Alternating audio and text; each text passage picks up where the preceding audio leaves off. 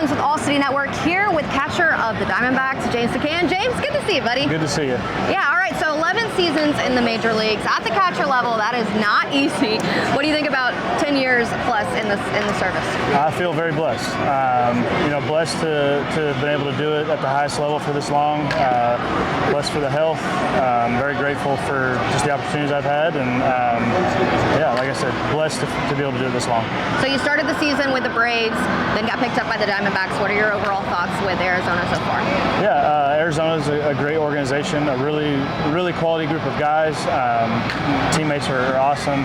Coaching staff, support staff, everyone. I couldn't have better things to say about them. So you're splitting that platoon role at the catcher position with Jose Urrea. Talk to me about what that's like now being the veteran and kind of offering that second play. Yeah, honestly, this is the first time for me coming into a different team in the middle of the season. So trying to play catch up.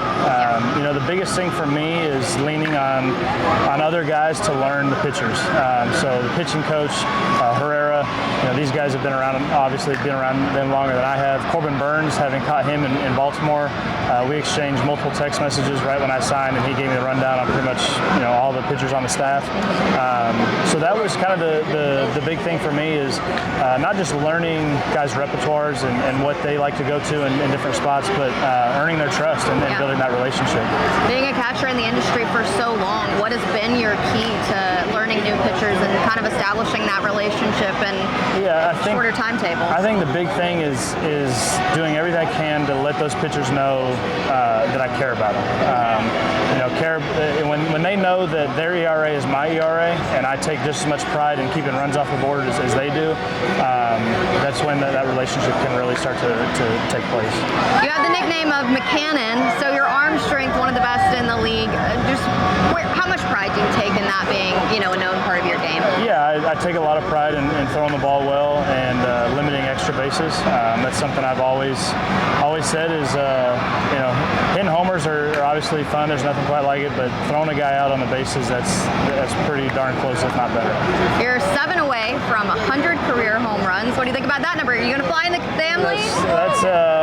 That'd be pretty special. I don't keep track of stuff like that, but my brother does, and he's got every home run I've ever hit documented. He keeps a scorebook every time he watches a game. He's kind of the ultimate fan, so he reminds me of little things like that. So there's a guy on our team that you've caught once or twice, Jacob deGrom. What is it like when he's on the mound? He's special. Yeah. There's really nothing else I can say that he's special. There's a handful of guys I've caught in my career that fall into that category, and he's one of them. He's a guy that when he's on, I don't know that I'd take anyone other than him. If you had to list the others, who would it be? I mean, guys like Verlander, Scherzer, David Price. You're talking about Cy Young Award winners, Corbin Burns. I mean, there's guys that I like to use the word freak. They're just different than the average big leaguer, and the average fan probably doesn't realize just the difference between a guy like that and the average big leaguer, because the average big leaguer is really good. So when you talk about taking an average big leaguer and then taking a step up to a guy like a deGrom or a Verlander, I mean, it's pretty insane when you really think about it. All right, so one game you took a 94-mile-an-hour fastball to the nose, and then you continued to play eight innings, and then you guys won like 11-5 or something like that. Do you realize how much street credit that you got for that game?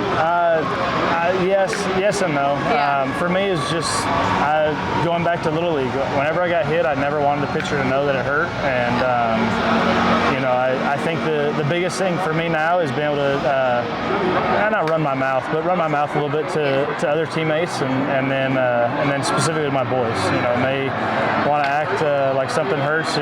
Really, my wife is the one that's, are you gonna be tough, or are you gonna, you remember what your dad did? So it's fun, but I think at the end of the day, I take a lot of pride in being tough, and especially at my position, and so that in that moment, it's going to take a lot more for them to take me out of the game. You mentioned your boys, Christian, Kane. Are they to the age that they know what Dad does for work? They are. I don't think they really understand how unique it is. Yeah. You know, I watch them walk into the clubhouse and high five guys and hang out with guys, and just like it's another day. And I think back to me at that age and how cool that would have been to go, you know, see some of my favorite big leaguers.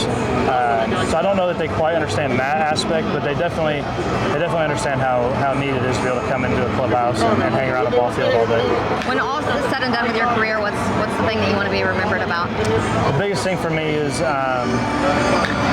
teammate that I am, and the guy. You know, I want my teammates to be able to say that that's a guy that I'd go to battle with every single day. They know how much I care about them, and at the end of the day, you know, winning is the most important thing. Thanks, James. Yeah, absolutely.